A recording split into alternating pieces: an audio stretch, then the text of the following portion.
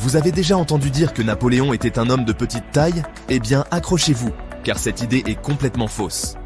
Dans cette vidéo, nous allons explorer quelques mythes historiques surprenants qui vont vous étonner. Commençons par le célèbre empereur français Napoléon Bonaparte. Souvent décrit comme un petit homme, en réalité, il mesurait environ 1,70 m, ce qui était tout à fait la moyenne pour un homme français à son époque. Cette idée reçue provient probablement de la confusion entre les unités de mesure françaises et anglaises, mais aussi de la manière dont ses ennemis l'ont dépeint pour le ridiculiser. De plus, il est intéressant de noter que Napoléon avait la réputation d'être très charismatique, et que sa stature physique n'était pas nécessairement liée à sa présence imposante sur le champ de bataille ou dans les salons de l'époque. Passons à un autre mythe. Le fait que les Vikings portaient des casques à cornes.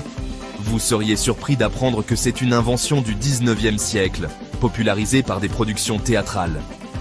Les Vikings étaient de redoutables guerriers, mais ils ne portaient donc pas de casques à cornes. Leur équipement était beaucoup plus pratique et fonctionnel. En réalité, les casques vikings étaient souvent simples, en métal, et conçus pour protéger efficacement la tête lors des combats.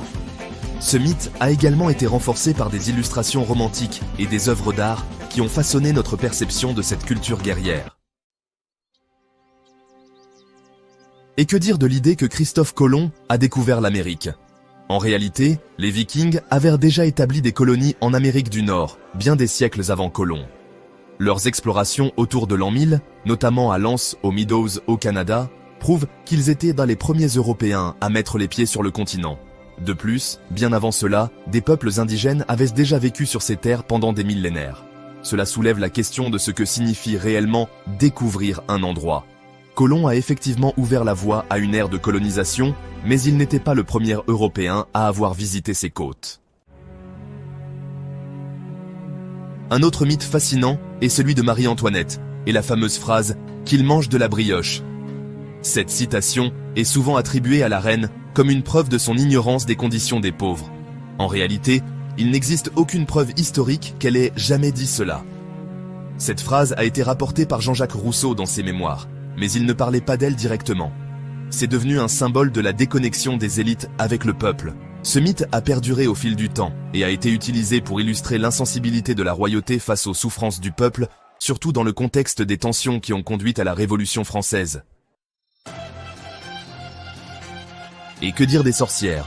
L'idée que les sorcières étaient brûlées en masse pendant les chasses aux sorcières est un autre mythe. En fait, la plupart des personnes accusées de sorcellerie étaient exécutées par pendaison. Les bûchers étaient relativement rares. Et beaucoup de ceux qui ont été condamnés l'ont été sur des bases souvent fragiles, comme des rumeurs ou des rivalités personnelles.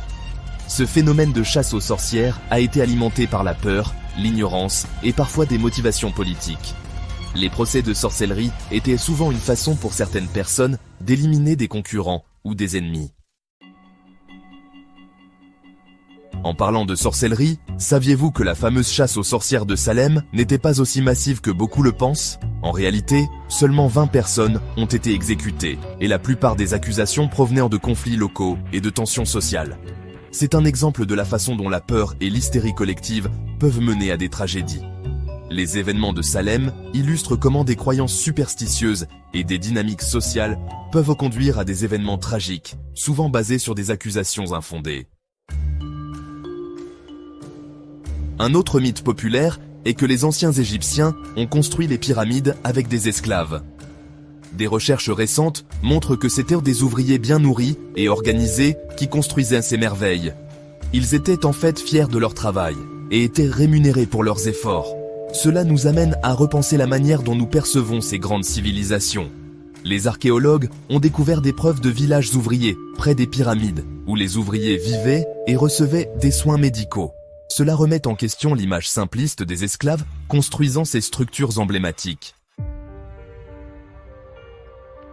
Enfin, parlons des gladiateurs romains. Beaucoup pensent qu'ils étaient principalement des esclaves forcés de se battre pour le plaisir des foules. Bien que certains étaient effectivement des esclaves, d'autres étaient des volontaires cherchant la gloire et la richesse.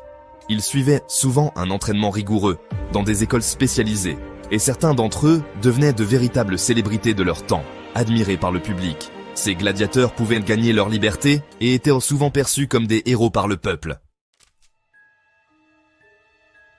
Alors, qu'est-ce que tout cela signifie pour notre compréhension de l'histoire ? Les mythes et légendes sont souvent plus fascinants que la réalité, mais il est crucial de les examiner de manière critique. Chaque mythe que nous avons exploré montre comment les récits historiques peuvent être déformés par le temps, la culture et les narrateurs. Il est important de se rappeler que l'histoire est souvent écrite par les vainqueurs et que les voix des opprimés sont souvent perdues ou déformées. Et vous, quel mythe historique vous a le plus surpris ? Pensez-vous qu'il y a d'autres légendes qui méritent d'être débunquées ? Partagez vos réflexions dans les commentaires et n'oubliez pas de vous abonner pour d'autres découvertes surprenantes sur l'histoire. Il est essentiel de continuer à questionner ce que nous savons et d'explorer les vérités cachées derrière les récits que nous avons hérités. L'histoire est un domaine dynamique et en constante évolution où chaque nouvelle découverte peut nous amener à revoir nos perceptions et nos croyances. Si vous avez aimé cette vidéo, n'oubliez pas de liker, commenter et vous abonner pour ne rien manquer de nos prochaines explorations historiques.